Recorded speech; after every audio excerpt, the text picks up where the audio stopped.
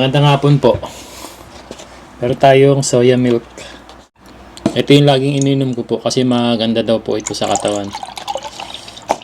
Kaya bukod sa fresh milk, ayan, soya milk po.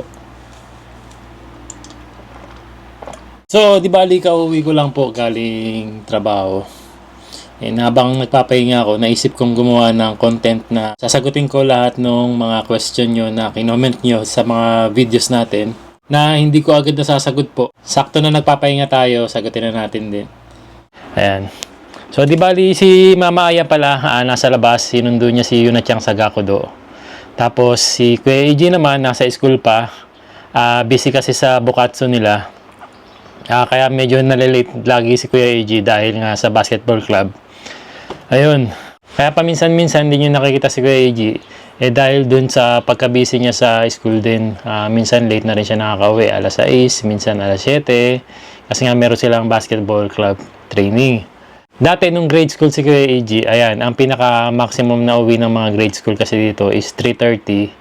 Tapos, minsan aabot na rin alas 4 kung busy kung may kailangan silang gawin sa school. Tapos, ang junior high school naman, si Kuya AJ, ayan, ganyan na yung mga uwi niya, mga alas 6, alas 7, kapag busy sa basketball club. Ayan, sagot na tayo sa mga tanong. Ayan, so speaking na rin kay Kuya AJ, may nag-comment kasi ang pangalan niya is Rafael Jan Chua 3269. So, ang sabi niya, baka masanay si AJ sa kakabarkada. Hindi kaya dapat bawasan pa ang pagpunta niya sa kaibigan? Ayun, siguro ito yung tinutukoy niya na tuwing every Saturday and paminsan-minsan lang naman Sunday, lumalabas si Kuya AJ kasama ng mga kaibigan niya. Sa edad ni Kuya AJ, isa na yun sa mga gusto niya, yung laging kasama yung kaibigan. Nagagawa nila kung ano yung gustong gawin nila sa edad na ganun. Katulad na lang ng pagbabasketball. Minsan nagsasoccer din si Kuya AJ. Ayan, puro sports yung ginagawa nila. Tapos minsan naman, namamasyal sila sa mall na malapit dito. Kumakain lang sila sa McDo. Tapos magdadala sila ng notes, mag-aaral sila sabay-sabay. Ganun yung ginagawa nila sa labas. Tapos isa pa, kaya naman talagang wala talaga kaming worry kay Kuya AJ kasi alam naman niya yung ginagawa niya. And kami naman kasi, iniisip namin kung mag-iigpit kami sa mga anak namin, paminsan-minsan lang siguro. Pero ako kasi para sa akin, hindi namang masamang payagan ang mga anak natin na lumabas eh. Pero syempre may limit lang naman. Hindi naman kailangan sa tuwing sasabihin nila lalabas sila papayag na tayo, di ba? Depende rin sa pupuntahan nila at makakasama nila. Saka ayoko rin kasi talaga na ayaw namin ni Mama Aya na maghigpit kay Kuya AJ or kahit kay Yunachang. Kasi ayoko dumating sa point na sa sobrang higpit namin, dun na magsimula yung maglihim yung mga anak namin. Yun yung kinakatakot ko. Kaya binibigay namin yung tiwala namin sa mga anak namin, starting kay Kuya AJ kasi siya yung panganay. So gusto ko ipakita sa kanya na nagtitiwala kami sa kanya. And lagi naman kami nagpapaalala rin po sa kanya na sa mga limit na pwede niyang gawin. Ayan. Sinusunod naman ni Kuya AJ, kaya wala akong worry sa ngayon, no? Pero hanggat maaari, paalala, bago lumabas, lagi kami nagpapaalala ni Mama Aya. Andun yung mataas na percentage na hindi sila mapapahamak, di ba? So, tamang gabay lang siguro. Yun ay para sa amin po, rinirespect ko rin naman yung para sa inyo. Ayan, next question tayo. Sabi ni Jade Borigsay, sabi ni Jade Borigsay, 7042. Sabi niya, gamit mo na ba yung camera mo, idol? Grabe, ganda ng quality. Yes po, gamit na po natin yung kakabili lang po natin na camera, yung DJI Osmo Pocket 3 Creator Combo. Ayan, na may kasamang ito nga po, wireless microphone na ginagamit din natin ngayon. Ang ganda rin po ng quality ng wireless microphone nila. Nakikita ko yung difference niya dun sa Osmo Pocket 2 na gamit natin last time. Kaya maraming salamat sa inyo kasi nakabili tayo ng camera. Dahil yan sa panonood nyo palagi sa J Pinoy Vlogs. At pag-share nyo ng mga video natin. Kaya maraming salamat po. Grabe, kailan lang sabi ko 281,000 na tayo. Ngayon nasa 283,000 na tayo. Ang bilis. Sobrang maraming salamat po sa suporta nyo. And sa next question naman po, ang tanong po ni Sir Vince Samson 5732. Ayan, JP, summer weather is in Japan already. So, Japan is, sa pagkakaalam ko po, ang summer season is June to September.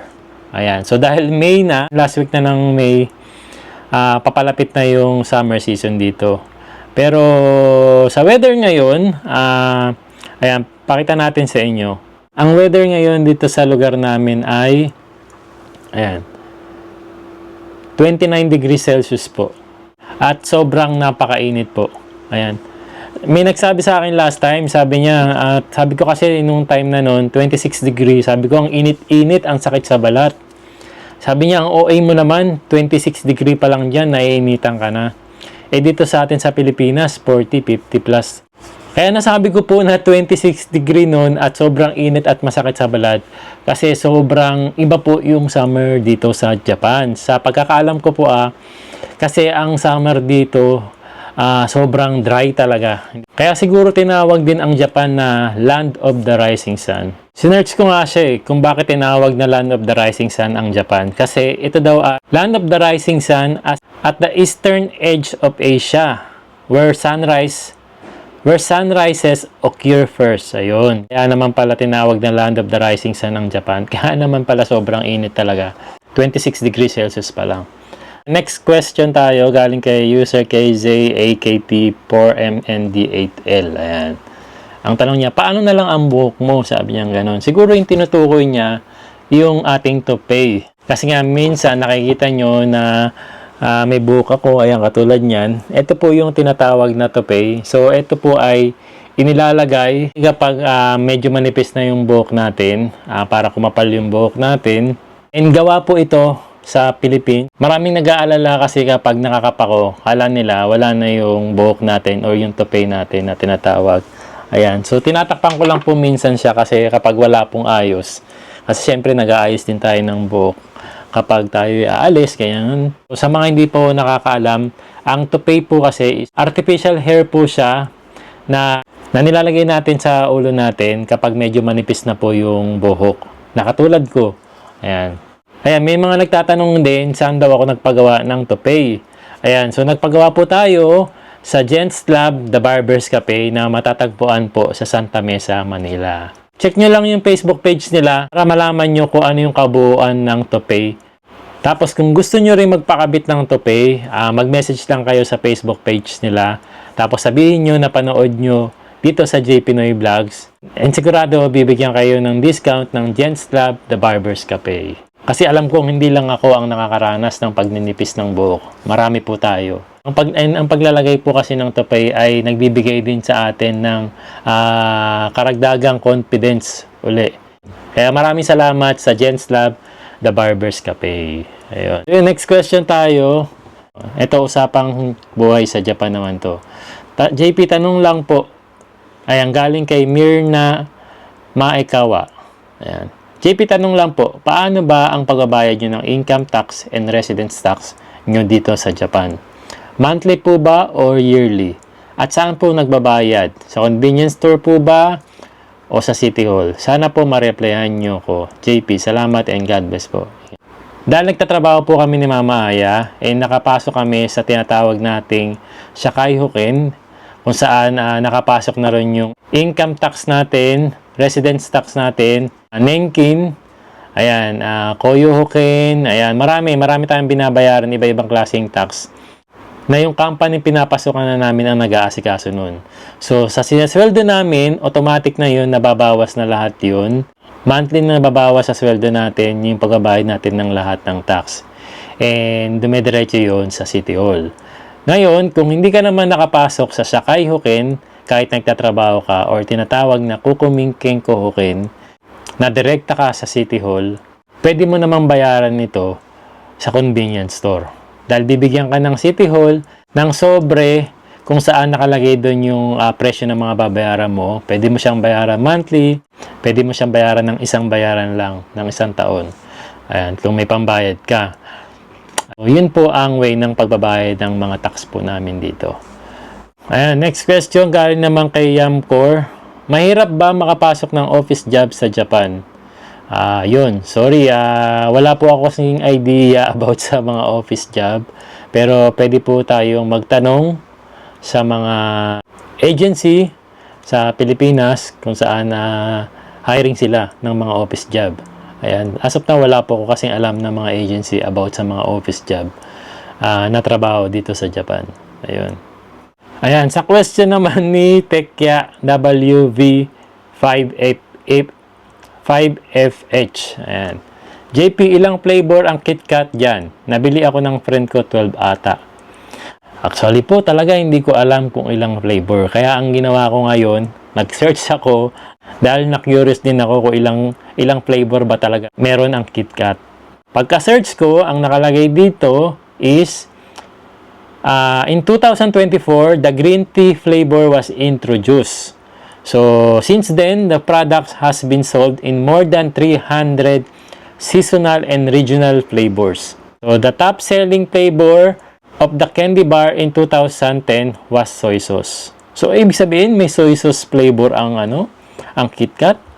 And tapos, na-search ko rin dito na merong mga rare KitKat flavors katulad ng Azuki Sando, yung apple flavor, yung everyday nuts and cranberry, yung ocean salt, yung safari maple, roasted green tea, saka yung wasabi. Ito yung mga rare na KitKat flavors.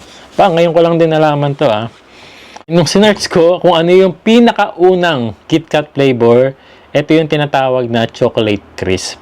So, yun yung original na KitKat flavor pala. Kaya Tekya, yung binigay ng friend mo na 12 pieces of flavors, kulang pa po pala yun. Sobrang dami pa palang KitKat flavor. Tapos yung pinaka-latest na nilabas nilang flavor ngayong May 16, 2024 is itong KitKat Pink Lemonade. Ayan. Ngayon ko lang nalaman yun ngayon ko lang nakita to. And wala pa kami nakikitang ganito sa mga supermarket or groceries. Ayan, next question galing kay Flor Samson 5842. Ayan, sabi niya, saan ka sa Ibaraki, JP? Ayan, di bali, Ma'am Flor, hindi po ako taga Ibaraki. Ayan, di bali, taga Ashikaga po ako. Next question, Jack Hanayama 5603. Sir, paano kaya ako makakapag-work dyan sa Japan? Ayan, magandang tanong yan kasi marami nang tatanong din na mga kababayan natin na gusto rin magtrabaho dito Ayan, di bali, sa pagkakaalam ko, marami namang paraan para makapagtrabaho dito. Isa na doon yung pagiging trainee visa, kung saan mag-aaral ka ng Japanese language sa isang Japanese school sa Pilipinas. Tapos yung Japanese school na yon, meron na silang mga contact sa pagkakaalam ko dito ng mga company kung saan pwede ka nilang ilagay doon at makapagtrabaho sa company na yon. Ayun, hanap ka lang ng mga agency na kung saan pwedeng mag-aral ng Japanese school. Tapos, tanong mo na lang din doon kung ganun yung proseso nila. Meron din siguro kasi mga Japanese school na walang connection sa mga company. So, parang school lang siya. Tapos, meron naman ako mga kakilala na nag-aaral naman ng Japanese language dito na mismo sa Japan. Naghahanap sila naman ng school dito kung saan magbibigay ng visa sa'yo as student visa. Tapos pwede ka nang mag-aral dito sa Japan. Tapos yung student visa na yun, sa pagkakaalam ko, ay pwedeng magtrabaho ng limited hours only dito sa Japan. Yun yung dalawang way na alam ko para makapagtrabaho ka sa Japan. Ayan, may nagtanong naman about din sa Japanese language. Ayan, si Denji728. May tanong po ako kay JP, paano ka po natuto nag-Nihongo? Like, ano po ang mga unang ginawa? Like, step by step hanggang sa makabuo na kayo ng salitang Nihongo. Yun lang po. Salamat po. Ingat po kayong lahat dyan sa Japan. Ayan, actually, ako po, hindi po ako dumaan sa Japanese school or sa Pilipinas o dito. Ang nangyari lang is parang magsisimula ka talaga sa word by word. Halimbawa na lang, kore. Ibig sabihin is ito, or this, that, sore. Parang isa-isa mo siyang aaralin hanggang sa matandaan mo siya. Tapos, isang way para makabuo ka naman ng isang salita is nanonood sila ng mga Japanese drama, Japanese anime. So, yun. Kasi maririnig mo doon kung paano nila pinagsama-sama yung mga words na natandaan mo. Tapos, yun. Hanggang sa ma-adapt mo na yun, mga gamit mo na. And katulad ko, natuto naman din ako kasi nung na-adapt ko na yung pagsasalita or pagsama-sama ng mga words, nagagamit ko naman yun sa mga katrabaho kong Japanese. And nalalaman ko na tama naman yung sinabi ko kapag naiintindihan na nila. Pero sa totoo lang po, hindi pa po talaga ako marunong mag-Japanese dahil medyo, may nagsabi nga sa akin, barok daw ako mag-Japanese, and aminado naman po talaga ako na barok pa ako mag-Japanese. Kumbaga parang naghahalo-halo pa yung mga words ko sa pagsasalita. Kumbaga parang wrong grammar pa ako. And syempre, ayun, unti-unti ko naman siyang inaaral, and balang araw talaga matututo rin ako kasi yun din talaga ang gusto kong mangyari. Kaya doon sa mga nakikinig po sa akin kapag nag-Japanese ako, na marurunong na pong mag-Japanese, ayan, pasensya na po, talagang barok po talaga ako sa ngayon. Pero balang araw talaga, mag-aaral po talaga ako. And unti-unti naman po talaga akong nag-aaral ng Japanese. Ayan. Next question naman, galing naman to kay Richard Oliveros 1382. Ayan, about naman ito dun sa aksidenteng nangyari sa akin nung nakaraan, about sa nabanggang sasakyan. Ayan, nabayaran na ba ng insurance yung damage ng sasakyan nyo? As of now, 2 months na po ang nakakalipas, pero hindi pa rin po tapos yung proseso. Nag-aantay pa rin kami ng tawag ng insurance kung ano na ba yung magiging susunod na step. Waiting pa rin po kami talaga. Babalitaan ko naman kayo po kung sakaling meron ng tawag ang insurance sa atin. Question naman ni Pami. Yan, ano pong nangyari doon sa nakabangga sa inyo? Ayun, yung sa nakabangga po sa akin, nung time na po na yun is okay naman siya kasi pagkabangga namin ganun, bumaba agad siya, nagmamadali siya at kinakatok niya ako noon. So, ibig sabihin, malakas siya, wala namang po nangyaring masama sa kanya. And hanggang ngayon, okay naman siya dahil wala namang tumatawag sa amin na masama pakiramdam niya. Ayan. Kasi nagbigayan po kami ng contact number. Kung sakaling may gusto kami sabihin sa isa't isa. As of now, wala naman po siyang tawag sa amin. And kami naman, hindi rin kami kumukontak sa kanya kasi okay naman po ako. Ligtas naman. Ang nag-aasikaso po ngayon is yung insurance niya saka yung insurance po namin. Sila po yung nag-uusap ngayon tungkol dun sa magiging final decision about sa nangyaring aksidente. So, yun lang. Sinagot ko lang yung mga question nyo na kinoment nyo sa mga videos natin. Ayan. Kung may mga tanong pa kayo, comment lang kayo. Tapos, sasagutin natin sa mga susunod na video. Yun, antayin ko na sila Mama Aya, si Yuna Chang, saka si Kuya Ichi.